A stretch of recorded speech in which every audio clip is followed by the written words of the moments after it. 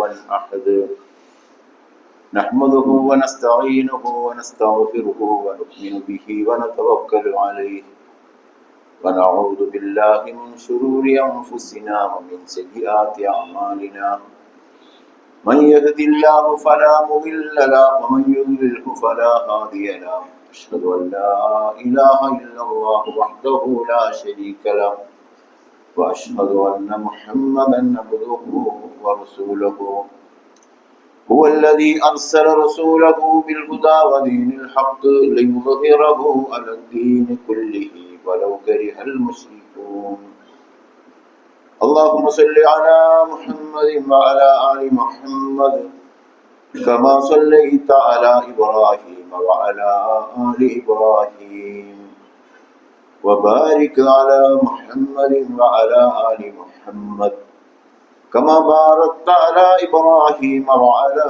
آل إبراهيم في العالمين إنك حميد مجيد أما بعد فإن خير الحديث كتاب الله وخير الهدي هدي محمد صلى الله عليه وسلم وشر الأمور محدثاتها وكل محدثة بدعة وكل بدعة ضلالة إن أريد إلا الإصلاح ما استطعت وما توفيقي إلا بالله عليه توكلت وإليه أنيب رب اشرح لي صدري ويسر لي أمري واحلل عقدة من لساني يفقهوا قولي أيها الإخوان والأخوات أوصيكم وإياي أولا بتقوى الله أعوذ بالله السميع العليم من الشيطان الرجيم بسم الله الرحمن الرحيم وإذا سألك عبادي عني فإني قريب أجيب دعوة الداعي إذا دعان فليستجيبوا لي وليؤمنوا بي لعلهم يرشدون صدق الله العلي العظيم അല്ലാഹുവിന്റെ ദീനിലെ സത്യവിശ്വാസികളായ സഹോദരങ്ങളെ സഹോദരികളെ, റബ്ബ് സുബ്ഹാനഹു തആലയുടെ വിധിവിലക്കുകൾ ജീവിതത്തിലുടനീളം പുലർത്തുകയും അല്ലാഹുവിന്റെ പ്രീതി ലഭ്യമാകുമാർ തഖ്വയോടുകൂടി ജീവിച്ച് അവന്റെ ശാശ്വതമായ സ്വർഗം നേടിയെടുക്കുന്നതിൽ തികഞ്ഞ ജാഗ്രത പുലർത്തുകയും ചെയ്യണമെന്ന് ആദ്യം എന്നോടും അതോടൊപ്പം നിങ്ങളോടും ഓർമ്മപ്പെടുത്തുകയാണ്, വസിയത്ത് ചെയ്യുകയാണ്.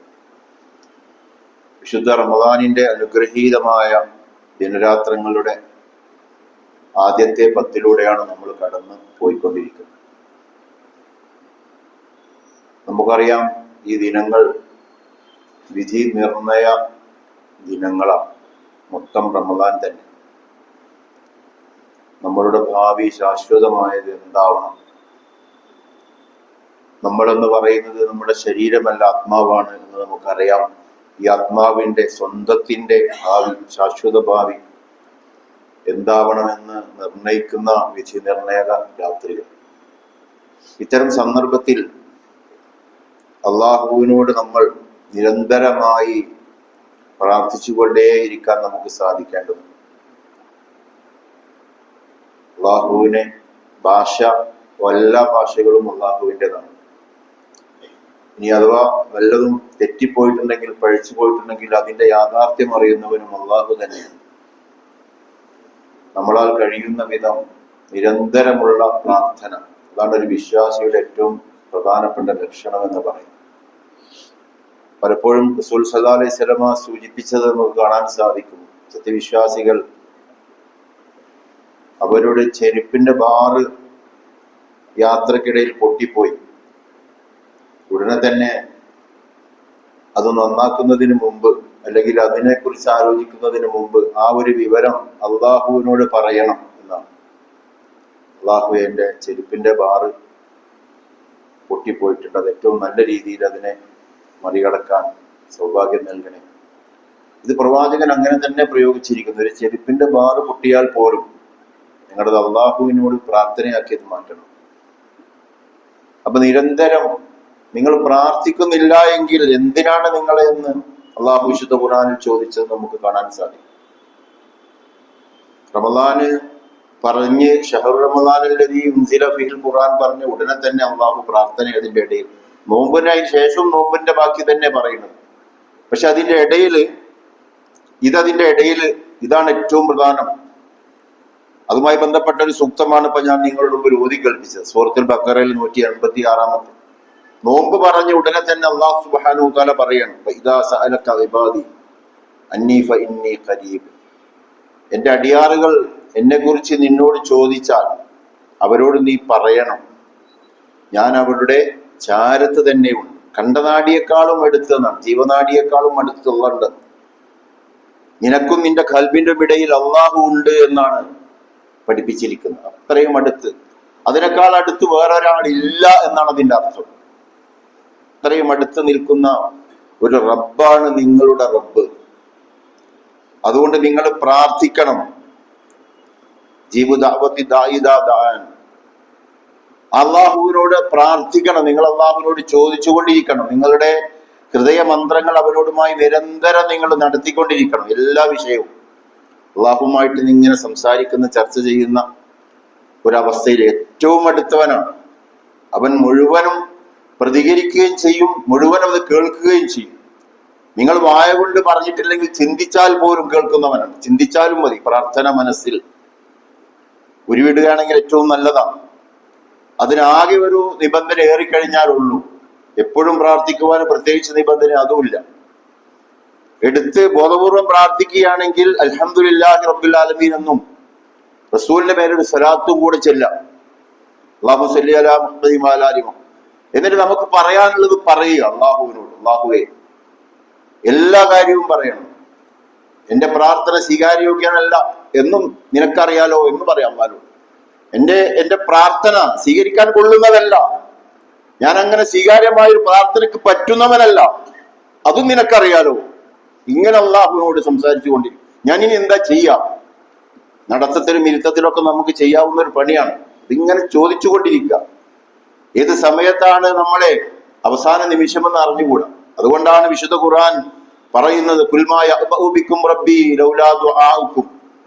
നിങ്ങളെങ്ങാനും പ്രാർത്ഥിക്കുന്നില്ല എങ്കിൽ എന്തിനാണോ നിങ്ങളെ എനിക്ക് അള്ളാഹ്ക്കൊരു സഹായം നമ്മുടെ ആവശ്യമില്ല. ഒരാവശ്യമില്ല നമ്മളെ കൊണ്ട്, ഒരാവശ്യമില്ല. യാഥാർത്ഥ്യല്ലേ? ഏതെങ്കിലും അർത്ഥത്തിൽ നമ്മൾ ആവശ്യം വരികയാണെങ്കിൽ അള്ളാഹു പരിശുദ്ധനല്ല. അത് നമ്മൾ മനസ്സിലാക്കേണ്ടത്. ഒരുത്തന്റെ ആശ്രയം വേണ്ടാത്തവനാണ്, ഒരർത്ഥത്തിലും ആവശ്യമില്ലാത്തവനാണ്. പക്ഷെ നമുക്കവൻ വേണം, കിട്ടിയേ പറ്റൂ. അതതിന്റെ നേർവിപരീതമാണ്. ഒരാവശ്യമില്ലെങ്കിൽ അതിന്റെ നേർവിപരീതമാണ്. എല്ലാത്തിനും ആവശ്യമാണ് അള്ളാഹു, എല്ലാത്തിനും ആവശ്യമാണ്. അതാണ് അതിന്റെ നേർവിപരീതം. അത് ബോധ്യത്തോടു കൂടി എല്ലാത്തിനും അവനെ കൂട്ടിച്ചേർത്തുകൊണ്ടുള്ള ആ തരത്തിലുള്ള പ്രാർത്ഥന, അതാണ് അള്ളാഹു സുബ്ഹാനഹു വ തആല നമ്മളോട് ആവശ്യപ്പെടുന്നത്. നിങ്ങളെങ്ങാനും ഇത് ചെയ്യുന്നില്ല എങ്കിൽ, റമദാനും നോമ്പും ചേർത്ത് വെച്ചിട്ടുള്ള, നിങ്ങൾക്ക് ഇതിന് സമയം കിട്ടുന്നില്ല, ഇതിനൊന്നും മനസ്സ് വരുന്നില്ല, നിരാശ പിശാചിന്റെ അടുത്തുണ്ടാകുന്ന ഏറ്റവും വലിയ പണിയാണ് നിരാശപ്പെടുത്താന്ന്. ഇബ്ലീസ് എന്ന വാക്കിന്റെ അർത്ഥം തന്നെ നിരാശപ്പെട്ടവൻ. ഞാനിരിക്കുന്ന പ്രാർത്ഥിച്ചിട്ട് ഞാനത് ചെയ്തവനല്ലേ, അത് ചെയ്യുന്നവനല്ലേ, എന്റെ സ്വഭാവം ഇങ്ങനെയല്ലേ, ഇനിയിപ്പോ പ്രാർത്ഥന കൊണ്ടൊന്നും ഒരു കലമില്ല. അങ്ങനെ അവസാനം എന്തായി മാറും? മൂപ്പർക്ക് ഇതൊക്കെ കൂടെ കേറിയിട്ട് ടെൻഷനായി മാറും. ഇതൊന്നും ഇറക്കി വെക്കാതെ ഈ ഭാരങ്ങൾ മുഴുവൻ, പാപഭാരങ്ങളുണ്ട്, ഒരു കുറ്റബോധങ്ങളുണ്ട്, ചെയ്യേണ്ട കാര്യം പലതും ചെയ്തിട്ടില്ല, ചെയ്യാൻ പാടില്ലാത്ത പലതും ചെയ്തുകൊണ്ടിരിക്കുന്നു. എല്ലാ അവയവങ്ങളെ കൊണ്ടും ചെയ്യുന്നുണ്ട്, കൈകൊണ്ട് ചെയ്യേണ്ട കാര്യങ്ങൾ ചെയ്തിട്ടില്ല, പലതും ചെയ്യാൻ പാടില്ലാത്തത് കൈകൊണ്ട്, കണ്ണുകൊണ്ട് കാണാൻ പാടില്ലാത്തത് കണ്ടിട്ടില്ല, കണ്ടുകൊണ്ടിരിക്കുന്നു. കാണേണ്ട കുറെ കാര്യം കാണാൻ കഴിഞ്ഞിട്ടില്ല. കാലുകൊണ്ട് നടന്നു പോവേണ്ട ഒരുപാട് മേഖലകൾ ഉണ്ടായിരുന്നു, പക്ഷെ അവിടേക്കൊന്നും പോവാൻ പറ്റിയിട്ടില്ല. എന്നാൽ നടക്കേണ്ടതില്ലാത്ത, നടക്കാൻ പാടില്ലാത്ത സമയം കൊല്ലി ഒരുപാട് ഇടപാടുകൾ കാലുകൊണ്ട് നടന്ന് ചെന്നിട്ടുണ്ട്. ഒക്കെ അള്ളാഹുവിനോട് ഏറ്റുപറഞ്ഞ് മാപ്പ് ചോദിക്കണം. ആ മാപ്പ് ചോദിച്ചാലുള്ള പ്രത്യേകത എന്താണ്? ഈ ലോകത്ത് അവൻ മാപ്പ് ചോദിച്ചാലുള്ള പ്രത്യേകത എന്താണെന്ന് ചോദിച്ചാൽ അള്ളാഹുവിന് മാപ്പ് കൊടുക്കും. വീണ്ടും വീണ്ടും അവൻ മാപ്പ് ചോദിക്കുകയാണെങ്കിലോ അത് നന്മകളാക്കി കൊടുക്കുകയും ചെയ്യും. അതാണ് അതിന്റെ പ്രത്യേകത. ഈ ലോകത്ത് അത്രയും ഉദാഹരണമാണ്. നാളെ പരലോകത്ത് ഖബറിൽ കിടന്നോ, അല്ലെങ്കിൽ ഖബറിൽ കിടന്ന് അട്ടഹസിക്കും ഈ പാപങ്ങളൊക്കെ ഒന്ന് പുറത്തു കിട്ടാൻ, ഈ പാപങ്ങളിൽ നിന്ന്, ശിക്ഷയിൽ നിന്നൊക്കെ രക്ഷപ്പെടാൻ വേണ്ടി അവൻ നരകത്തിൽ കിടന്നും അട്ടഹസിക്കും.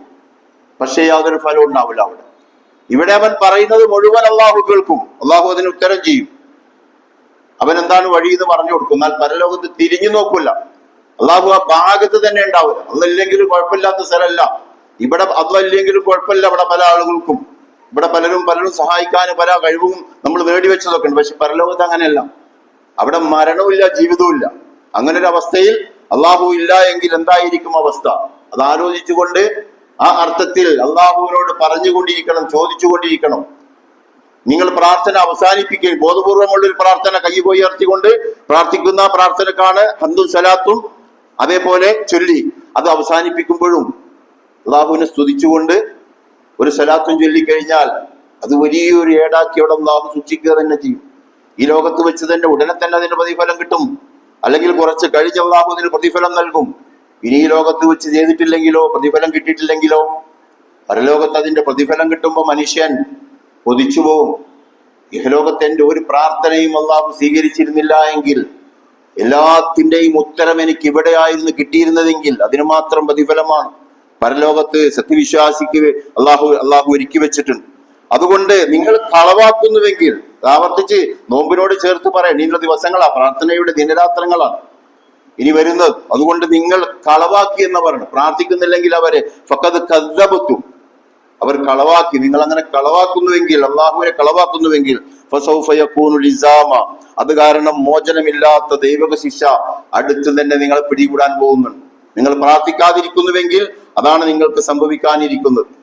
അതുകൊണ്ട് നമ്മെ സംബന്ധിച്ചിടത്തോളം പ്രാർത്ഥന എന്ന് പറയുന്നത് ഗൗരവത്തോടുകൂടി നടത്തേണ്ട കാര്യം, പ്രത്യേകിച്ച് കുടുംബത്തെ മുൻനിർത്തിക്കൊണ്ടുള്ള പ്രാർത്ഥന. അല്ലാഹു സുബ്ഹാനഹു വ തആല നമ്മെ ഏൽപ്പിച്ച ഏറ്റവും വലിയ അമാനത്താണ് നമ്മളുടെ കുടുംബം. അൻഫുസക്കും അഹ്ലീക്കും എന്നാ പറഞ്ഞു. എന്നിട്ടാണ് പിന്നെ സമൂഹം, നാടൊക്കെ ഉള്ളത്. നീ നിന്നെയും നിന്റെ കുടുംബത്തെയും നരകാഗ്നിയിൽ രക്ഷിക്കണമെന്നാണ്.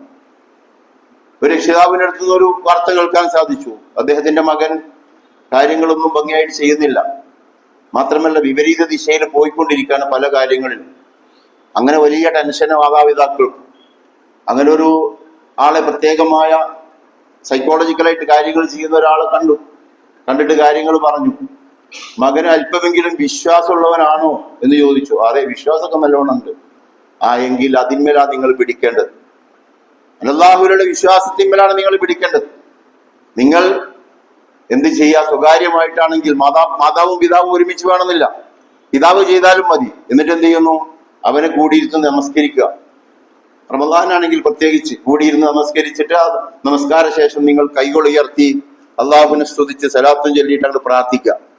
ആ പ്രാർത്ഥനയിൽ നരകവിമുക്തിയൊക്കെ പറഞ്ഞ് അവസാനം ഈ മകന്റെ പേരെടുത്തുകൊണ്ട് അവൻ ചെയ്ത കാര്യങ്ങൾ ഉൾപ്പെടെ മാപ്പ് ചോദിച്ചുകൊണ്ട് അള്ളാഹുവിനോട് പ്രതീക്ഷ അർപ്പിച്ചുകൊണ്ട് നിങ്ങൾ ഏതാനും തവണ ഇന്ന് പ്രാർത്ഥിച്ചു നോക്കൂ, കുട്ടി അള്ളാഹു മാറ്റിയിരിക്കും.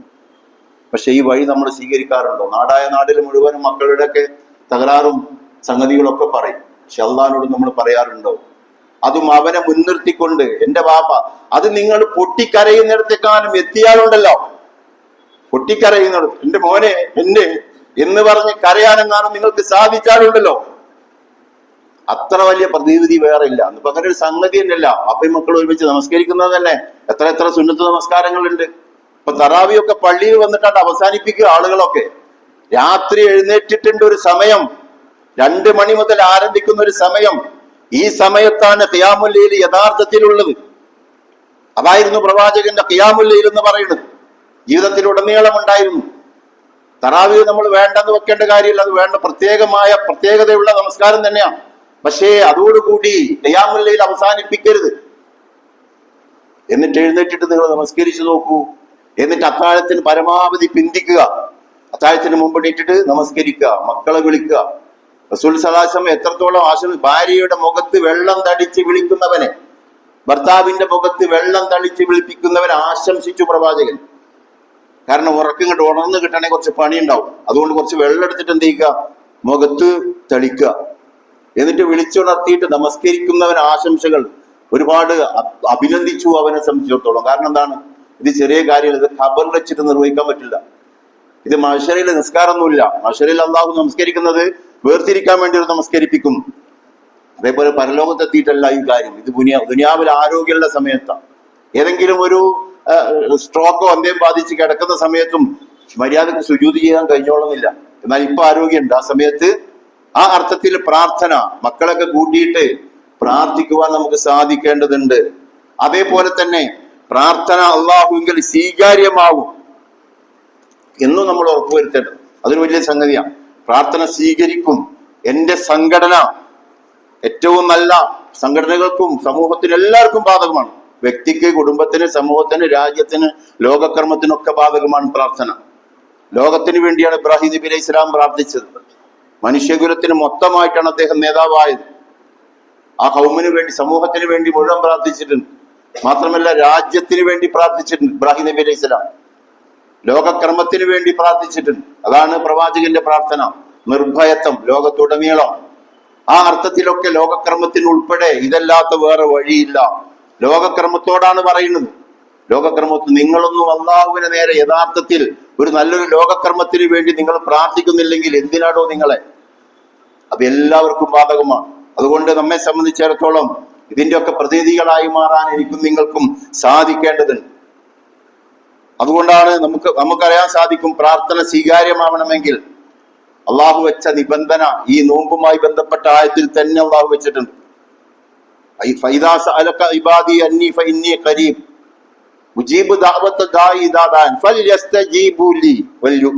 നിബന്ധന. എന്റെ വിളിക്ക് നിങ്ങൾ ഉത്തരം ചെയ്യും, എന്നിൽ നിങ്ങൾ വിശ്വസിക്കും. ആദ്യം ഉത്തരം ചെയ്യാനാ പറഞ്ഞത്, എന്നിട്ടാ വിശ്വസിക്കാൻ പറഞ്ഞത്. ഉത്തരം ചെയ്യാത്തവന്റെ വിശ്വാസത്തിന് പ്രസക്തിയില്ല. ഉത്തരം ചെയ്തോ? നമ്മൾ ഉത്തരം ചെയ്യാറുണ്ടോ? അപ്പൊ ആ നിബന്ധന ഇയ്യാക്കനസ്തയിൽ തന്നെ പഴിച്ചുപോയ പിഴപ്പിക്കുന്ന നോക്കൂ നിങ്ങൾ. ഞാൻ എടുത്ത ഒരു വീഡിയോ ഒരാൾക്ക് അയച്ചു തന്നു. ഇബാദത്ത് ചർച്ച ചെയ്യുന്ന ഒരു വീഡിയോ ആണ്. എത്ര ഗുരുതരമായ തെറ്റിദ്ധാരണകളാണ് തെറ്റിദ്ധരിപ്പിക്കുന്നത് ആ മനുഷ്യൻ. ഞാൻ സംഘടനയെ കുറിച്ചൊന്നും പറയാൻ ഞാൻ ആഗ്രഹിക്കുന്നില്ല. എത്ര ഗുരുതരമായ നോക്കൂ നിങ്ങൾ. എന്നിട്ട് മൂപ്പര് എന്തൊക്കെ തെറ്റിദ്ധാരണകളാണ്. അള്ളാഹുവിന് മാത്രമേ അടിമത്തം പാടുള്ളൂ, അനുസരണ പാടുള്ളൂ. അതൊന്നും പറയാൻ പാടില്ല പോലും. അനുസരണം, അടിമത്തം, അനുസരണം അള്ളാഹുവിന് മാത്രമാണെങ്കിൽ പിന്നെ വേറെ പലരും അനുസരിക്കാൻ പാടുണ്ടോ? മറ്റുള്ള ഗവൺമെന്റ് അനുസരിക്കാൻ പാടുണ്ടോ? മറ്റുള്ള ആളുകൾ അനുസരിക്കാൻ പാടുണ്ടോ എന്ന് ചോദിച്ച് കൃത്യമായി തെറ്റിദ്ധരിപ്പിക്കുക. അള്ളാഹുവിനെ മാത്രമേ അനുസരിക്കാൻ പാടുള്ളൂ. ഇത് ഇസ്ലാം പഠിപ്പിച്ച മർമ്മമല്ലേ? തൗഹീദിന്റെ ഏറ്റവും പ്രധാനപ്പെട്ട. അതുകൊണ്ടാണല്ലോ ബിലാൽ അള്ളാഹു നിന്നെ അനുസരിക്കില്ല എന്ന് പറഞ്ഞത്. അനുസരിക്കാൻ പറ്റാത്തടത്ത് അനുസരിക്കാൻ പാടില്ല. അള്ളാഹ് പറഞ്ഞെടുത്ത് അനുസരിക്കാൻ പറ്റും. ഇതല്ലേ അള്ളാഹുവിനോട് മാത്രം പ്രാർത്ഥിക്കാൻ പാടുള്ളൂ എന്ന് പറഞ്ഞെടുത്ത് കാര്യങ്ങൾ പറഞ്ഞു കഴിഞ്ഞാൽ ഇതേ മറുപടി ഇതര ആളുകൾ പറയുമ്പോൾ ഇതിന് മറുപടി പറയുന്നത് അതാണ്. അള്ളാഹിനോട് മാത്രമേ പ്രാർത്ഥിക്കാൻ പാടുള്ളൂ. ചോദിക്കലല്ല പ്രാർത്ഥന. അപ്പൊ ഉമ്മാനോട് കുറച്ച് വെള്ളം എടുത്ത് തരാൻ പറയാൻ പാടുണ്ടോ?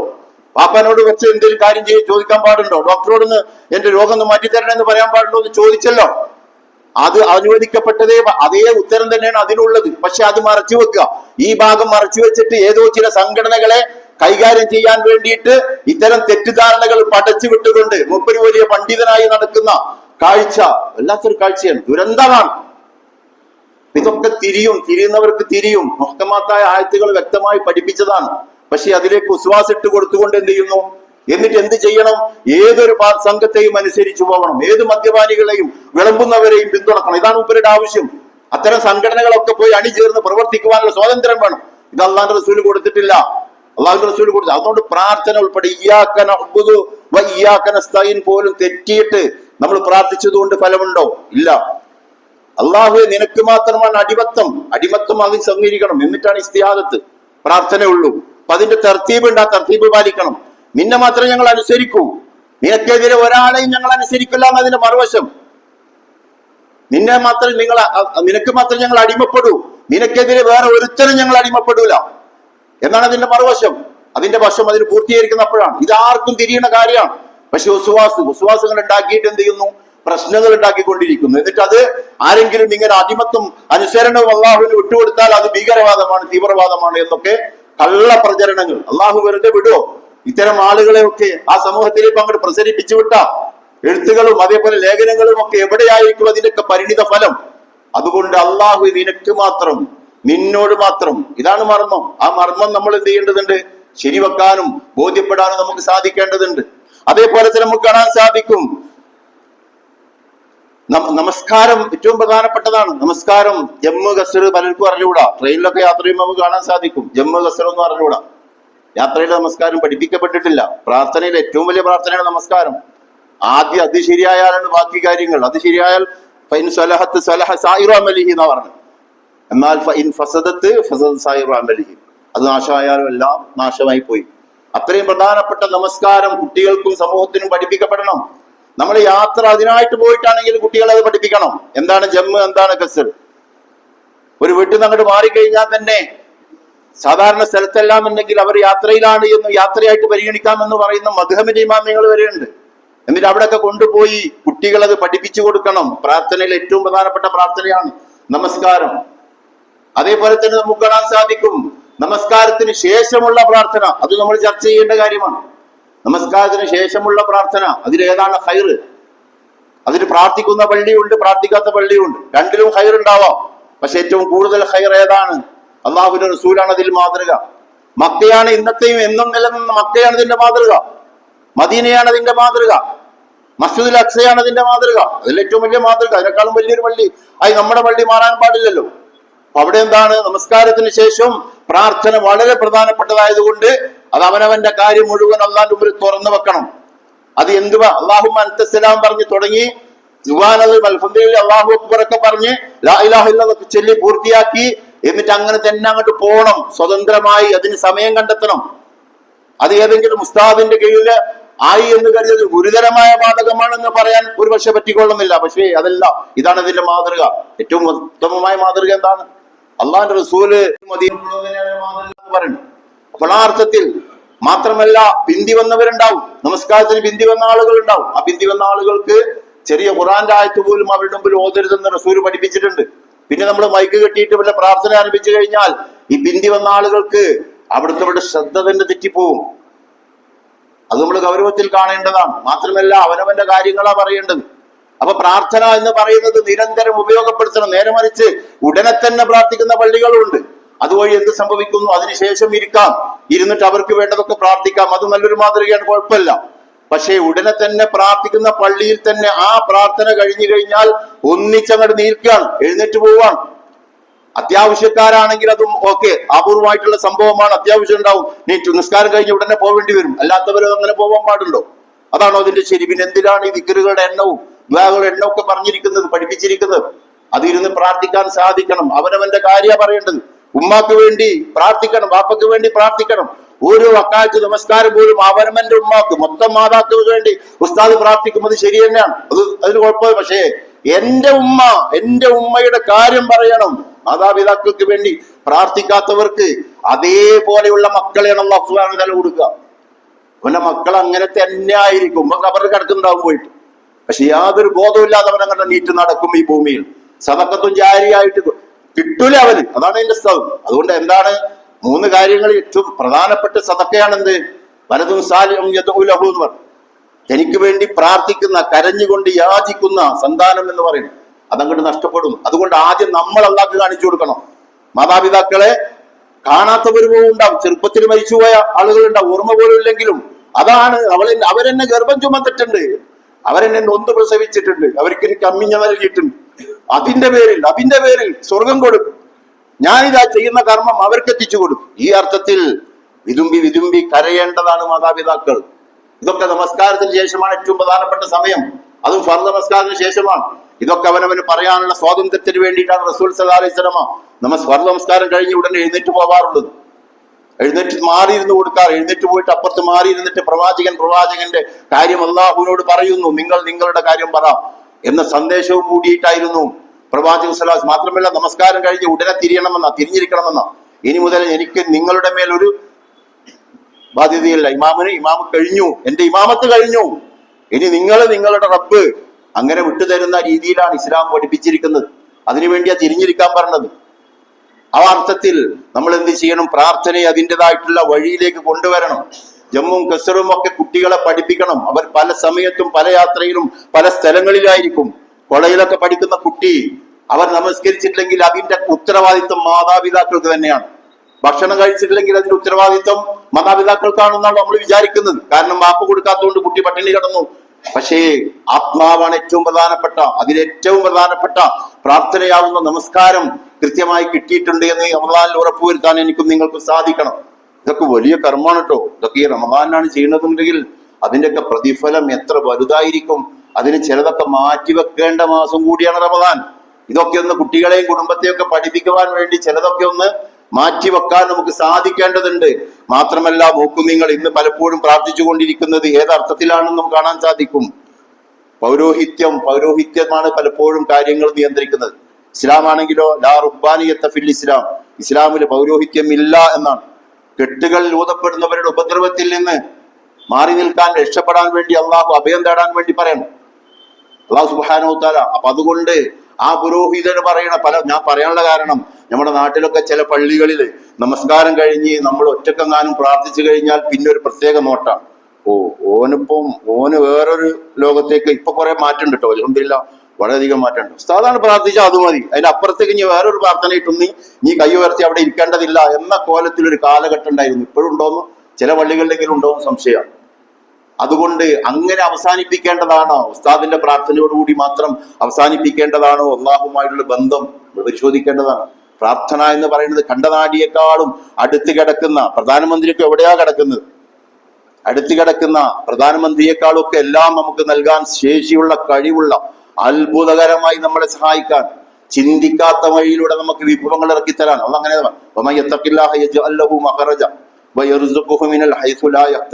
ആരെങ്കിലും അള്ളാഹുവിന്റെ തഖ്വയോടുകൂടി ജീവിക്കാൻ തീരുമാനിച്ചു കഴിഞ്ഞാൽ അവർക്ക് ഹറജുകൾക്ക് ഒരു മഖറജ് അല്ലാഹു സുബ്ഹാനഹു വ തആല കൊടുക്കും.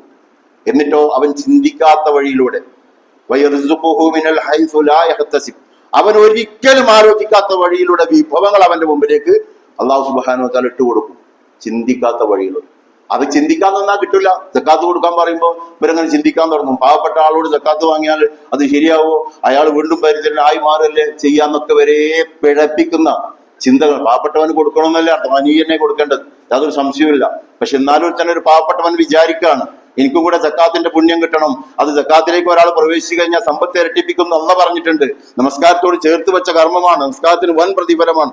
അതുകൊണ്ട് ചേർത്ത് വെച്ച ഈ കർമ്മത്തിന്റെ പുണ്യം കൂടി എനിക്കും കൂടെ കിട്ടണമെന്ന് പറഞ്ഞ് ഒരുത്തൻ സക്കാത്തിലേക്ക് പ്രവേശിക്കുന്നു, അതിന് പ്രേരിപ്പിക്കുന്നുവെങ്കിൽ അതൊരു ഗുരുതരമായ ബാധകമായി അവതരിപ്പിക്കുന്ന ആളുകളുണ്ട്. അങ്ങനെയല്ല, യഥാർത്ഥത്തിൽ അള്ളാഹു ചിന്തിക്കാത്ത വഴിയിലൂടെ അവന്റെ പ്രശ്നങ്ങൾ, അവന്റെ ഘടങ്ങൾ, അവൻ ആലോചിക്കാത്ത, നമ്മൾ ആരും ആലോചിക്കാത്ത വഴിയിലൂടെ അവനെ രക്ഷപ്പെടുത്തും. ഇതാണ് അള്ളാഹു സുബ്ഹാനഹു വ തആല. അതുകൊണ്ട് അതിന് അള്ളാഹു സാധിക്കും. മാത്രമല്ല ഈ സമ്പത്ത് തിന്നു കഴിഞ്ഞാലോ പിന്നെ പ്രാർത്ഥനയില്ല. ഈ സക്കാത്തിന്റെ 8 അവകാശികളുടെ മുതൽ അത് തിന്നു കഴിഞ്ഞാൽ പിന്നെ പ്രാർത്ഥനയില്ല. അതുകൊണ്ടാണ് ദീനിനെ കളവാക്കിയവനെ കണ്ടോ 8 അവകാശികളുടെ മുതൽ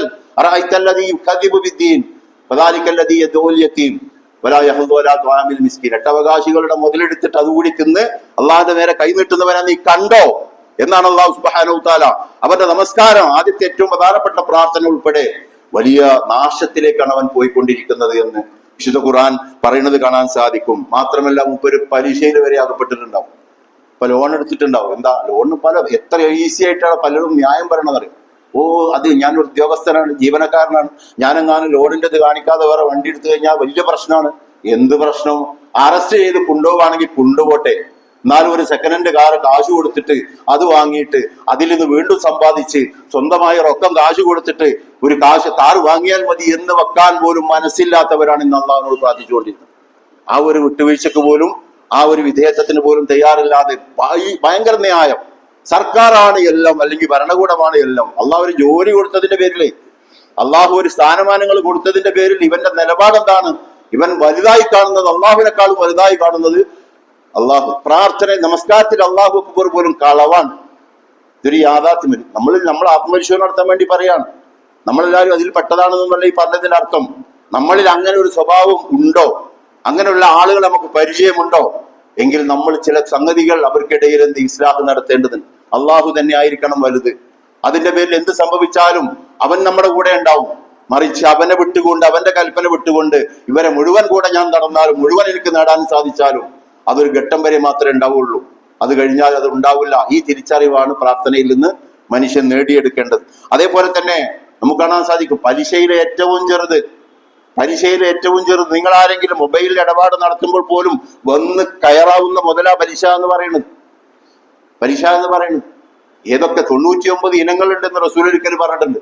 തിസ്അത്തും വതിസ്ഊന ബാബാന്ന്. അതിൽ ഏറ്റവും ചെറുത് സ്വന്തം ഉമ്മയെ 40 തവണ വ്യഭിചരിക്കുന്ന സമമാണെന്നുണ്ട്, 40 തവണ വ്യഭിചരിക്കുന്നതിന് സമമാണെന്നുണ്ട്. എന്താ നമ്മൾ ചെയ്യേണ്ടത്? പലിശയിട്ട് ഇടപാട് നടത്താൻ പേരിൽ പട്ടിണി കിടന്ന് മരിക്കുകയാണെങ്കിൽ ഓക്കെ, നമുക്കതിന് അനുവാദം. ഹലാല് ഹറാം ഹലാലാക്കപ്പെടും. പക്ഷെ അങ്ങനെ ഒരു അവസ്ഥയിലാണോ പലപ്പോഴും നമ്മളൊക്കെ പലിശയിൽ ബന്ധപ്പെട്ടുകൊണ്ടിരിക്കുന്നത്? നോക്കും നിങ്ങൾ, സക്കാത്ത് കൊടുക്കാതിരുന്നാൽ തന്നെ യുദ്ധപ്രഖ്യാപനം. പ്രാർത്ഥനയുമായി ബന്ധപ്പെടുത്തി തന്നെ പറയേണ്ട കാര്യമായതുകൊണ്ടാണ്. റമദാനിൽ കഴിഞ്ഞാൽ അവസാനത്തെ 10 വരാനിരിക്കുന്നു. അതുകൊണ്ട് നമ്മൾ പ്രാർത്ഥിക്കാൻ പോവുകയാണ്. അതിനു മുമ്പ് ഈ കാര്യം ഉറപ്പുവരുത്താൻ നമുക്ക് സാധിക്കേണ്ടതുണ്ട്. അപ്പോ പലിശയിൽ ഇടപെട്ടാൽ അവനെ കുറിച്ച് അള്ളാഹു അവന്റെ റസൂലും യുദ്ധപ്രഖ്യാപനം നടത്തിയിരിക്കുന്നു പലിശക്കാരനോട്. പലിശയിൽ ഇടപെടുന്നവൻ ആളുകളെ സംബന്ധിച്ചിടത്തോളം എന്നാ പറഞ്ഞിരിക്കുന്നത്. യുദ്ധപ്രഖ്യാപനമാണ്.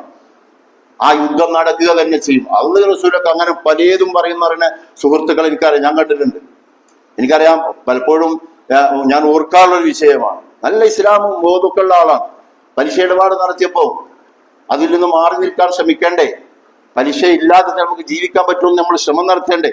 പലിശ ഇല്ലാതെ കച്ചവടം ചെയ്യാൻ പറ്റുമെന്ന് നമുക്ക് ശ്രമം നടത്തേണ്ടേ? പലിശ ഇല്ലാതെ ബാങ്ക് ഇടപാടിന് വല്ല സാധ്യതയുണ്ടോ നമ്മൾ ആലോചിക്കണ്ടേ? ഇതൊന്നും ഇപ്പൊ നമ്മൾ ആരും ആലോചിക്കണില്ലെങ്കിൽ ഇത് ആരാ ആലോചിക്കുക? ഇങ്ങനെ പലിശരഹിതമായ ഒരു വ്യവസ്ഥിതി ആരാ ഇവിടെ കൊണ്ടുവരിക? നമ്മളൊക്കെ കൂടി ഇതന്നെ ആയി മാറിക്കഴിഞ്ഞാൽ അതന്നെ ഓക്കെ എന്ന് പറഞ്ഞ അങ്ങനെ രീതിയിൽ പോയി കഴിഞ്ഞാൽ എന്ന് ചോദിച്ചപ്പോ പലിശയില്ലാതെ എങ്ങനെ ജീവിക്കാം? നിസ്കരിക്കണം മനുഷ്യൻ ചോദിക്കാം, പലിശയില്ലാതെ എങ്ങനെ ജീവിക്കാം? ഇത്ര ഈസി മൂപ്പര്. ഞാനൊരു കഴിഞ്ഞ സലഫി ഇഫ്താറിൽ ഒരു മഹാപണ്ഡിതൻ അദ്ദേഹം അതിന്റെ പ്രസംഗത്തിൽ അദ്ദേഹം പറഞ്ഞു, നമ്മൾ പലിശക്കെതിരെ എന്ത് ചെയ്യുന്നു? വലിയ വർത്തമാനമൊക്കെ പറഞ്ഞ് നമ്മൾ ഇങ്ങോട്ട് ഇറങ്ങാണ്. കേട്ട് പ്രസംഗമൊക്കെ കേട്ടിട്ട് എന്നിട്ട് കാറിൽ അങ്ങോട്ട് കയറുമ്പോ വാപ്പാന്റെ ഒരു പ്രതികരണം എന്ത്? ഉമ്മാനോട് കുട്ടികളെ വേഗലിരിക്കുന്നുണ്ട്. ഇയാൾ പറഞ്ഞതൊക്കെ ശരി തന്നെയാണ്, പക്ഷെ അതൊക്കെ ഇപ്പൊ നമ്മൾ ഈ രാജ്യത്ത് നടക്കുവോ? നമുക്കിപ്പോ അതൊക്കെ ചെയ്യാൻ പറ്റുമോ? കഴിഞ്ഞിലെ എല്ലാ കഥയും അദ്ദേഹം ചോദിക്കുകയാണ്. ഇതൊരു യാഥാർത്ഥ്യം തന്നെ. കഴിഞ്ഞിലെ എല്ലാ കഥയും ഈ കുട്ടി ഇതാണ് കേൾക്കുന്നത്. ആ പ്രസംഗമല്ല കുട്ടി കേട്ടത്. വാപ്പ എന്താ അതിന്റെ പ്രതികരിച്ചത്? അതാ കുട്ടി മാതൃകയാക്കുക തന്നെ ചെയ്യും. നടക്കാത്തത് അള്ളാഹ് പറഞ്ഞിട്ടില്ല. ലാ യുകല്ലിഫുല്ലാഹു നഫ്സൻ, ഒരു കഴിവും ഒരു ആത്മാവിനോടും കഴിയാത്തത് ഞാൻ പറഞ്ഞിട്ടില്ല. കഴിയുന്നതേ പറഞ്ഞിട്ടുള്ളൂ. അത് ആദ്യം മനസ്സിലാക്കണം. കഴിയാത്ത ഒരു കാര്യം അള്ളാഹ് പറഞ്ഞിട്ടില്ല, എല്ലാം കഴിയുന്നതാണ്. പ്രവാചകൻ ഒന്നും കഴിയില്ലാതെ പരി പിടിച്ച് വിറച്ചിരുന്നു. എന്തേ റസൂലിനെ കഴിയാതിരുന്ന? ബദർ ഉഹുദൊക്കെ പ്രവാചകന് കഴിഞ്ഞില്ലേ? ഖന്തക്കും ഹുനൈനും ഒക്കെ റോമും പേർഷ്യൊക്കെ അള്ളാഹുവിന്റെ റസൂലിന് കഴിഞ്ഞില്ലേ? ആര് കഴിവ് കൊടുത്ത? ഞാനുണ്ട് നിന്റെ കൂടെ. ഇതെന്തിന്റെ മാതൃകയാണ്? അതുകൊണ്ട് പലിശയിൽ നിന്ന് മാറി നിൽക്കാൻ പോലും കഴിയില്ല എന്നൊക്കെ പറയുന്ന ഒരു പിതാവാണ് എങ്കിൽ ആ മകനും നമുക്കുണ്ടാവില്ല. മകനെതിരെ വരും. അത് നമുക്ക് ഏറ്റവും വലിയ ശാപമായി ആ മക്കൾ നമുക്ക് മാറും. നാളെ പരലോകത്ത് ശാശ്വതമായ ശാപമായി അവർ മാറും. അതുകൊണ്ട് സഹോദരങ്ങളെ, സഹോദരികളെ, പ്രാർത്ഥന സ്വീകരിക്കണമെങ്കിൽ എനിക്ക് നിങ്ങൾ ഉത്തരം ചെയ്യൂ. ഞാൻ നിങ്ങളുടെ കണ്ടനാടിയുടെ അടുത്തുണ്ട്, പക്ഷെ പ്രാർത്ഥിക്കാൻ കേൾക്കും, സ്വീകരിക്കും. പക്ഷെ സ്വീകരിക്കണമെങ്കിൽ എന്ത് ചെയ്യണം? എന്റെ വിളിക്ക് ആദ്യം ഉത്തരം ചെയ്യണം. നമ്മളും അങ്ങനെ തന്നെയല്ലേ? നമ്മളൊരു കമ്പനിയിൽ വർക്ക് ചെയ്ത് നമുക്ക് ആനുകൂല്യങ്ങൾ കിട്ടണമെങ്കിൽ ആദ്യം കമ്പനിയെ നമ്മൾ എന്ത് ചെയ്യണം? ആ കമ്പനിയെ നമ്മൾ അനുസരിക്കണം. കമ്പനിയുടെ കാര്യങ്ങൾ എന്തൊക്കെയാണ് അന്വേഷിക്കണം. അതിന് നിബന്ധനകൾ എന്തൊക്കെയെന്ന് പാലിക്കണം. അങ്ങനെ അല്ലാത്തൊരു കമ്പനി നിങ്ങൾ നടത്താൻ തയ്യാറുണ്ടോ? അല്ലാത്തൊരുത്തൻ അവിടെ വന്നിട്ട് നിങ്ങളുടെ കമ്പനിയിൽ ജോയിൻ ചെയ്യാൻ ശ്രമിച്ചാൽ എന്തായിരിക്കും? നിങ്ങളുടെ കടയിൽ ജോയിൻ ചെയ്യാൻ ശ്രമിച്ചാൽ എന്തായിരിക്കും അവസ്ഥ? ആദ്യം എന്റെ വിളിക്ക് ഉത്തരം ചെയ്യും. ഞാൻ ചോദിക്കണതൊക്കെ ഞാൻ തരാം. ഇതല്ല അള്ളാഹു പറഞ്ഞിട്ടുള്ളൂ. അതൊരു യാഥാർത്ഥ്യം തന്നെയല്ലേ? അതുകൊണ്ട് ആ ഉത്തരം ചെയ്യുന്നിടത്ത് പ്രാർത്ഥനയിൽ പോലും അഴിമതി നടത്തപ്പെട്ടിരിക്കുന്നു. അള്ളാഹുവോടും പ്രാർത്ഥിക്കാം, അല്ലാത്തവരോടും പ്രാർത്ഥിക്കാം. ഇതല്ലേ 33 കോടി ദൈവങ്ങളോട് പ്രാർത്ഥിച്ച ഒരു സമൂഹം അധപതിക്കാനുള്ള കാരണം അത് തന്നെയല്ലേ? അതേ അർത്ഥത്തിൽ നമ്മളും പറഞ്ഞാൽ എങ്ങനെ? അള്ളാഹിനെയും വിളിക്കാം, റസൂലിനെയും വിളിക്കാം ഒരേപോലെ. അതെങ്ങനെ? അബ്ദുഹു റസൂലുഹു എന്ന് പറയണമെന്നാ പഠിപ്പിച്ചത്. അടിമയാണ്. പിന്നെ റസൂലിനെക്കാളും വലിയ ആൾ പിന്നെ ആരെങ്കിലും ഉണ്ടാവുമോ? അഷ്റഫുൽ ഖൽക്ക് തന്നെ അടിമയാണെന്ന് വിശ്വസിക്കാൻ പറഞ്ഞ ഒരു സമൂഹം എത്രത്തോളം വ്യതിചലിച്ചിട്ടാണ് പ്രാർത്ഥനയിൽ ഉൾപ്പെടെ എത്തിപ്പെട്ടിരിക്കുന്നത് എന്ന് മനസ്സിലാക്കി തിരുത്തൽ ശക്തിയായി മാറാൻ എനിക്കും നിങ്ങൾക്കും സാധിക്കണം. അതുകൊണ്ട് ആ അർത്ഥത്തിൽ യഥാർത്ഥ നീതി അതാണ്. ആ നീതി സത്യവും അതാണ്. അത് പ്രാവർത്തികമാക്കുന്ന അത് കൊണ്ടു നടക്കുന്ന ആളുകളുടെ കൂട്ടത്തിൽ ഞാനും നിങ്ങളും ഉൾപ്പെടേണ്ടതുണ്ട്. അല്ലാഹു സുബ്ഹാനഹു വ തആല എല്ലാ അർത്ഥത്തിലും നമ്മെ അനുഗ്രഹിക്കുമാറാവട്ടെ. അഖൂലു ഖൗലി അസ്തഗ്ഫിറുല്ലാഹ ലി വലക്കും.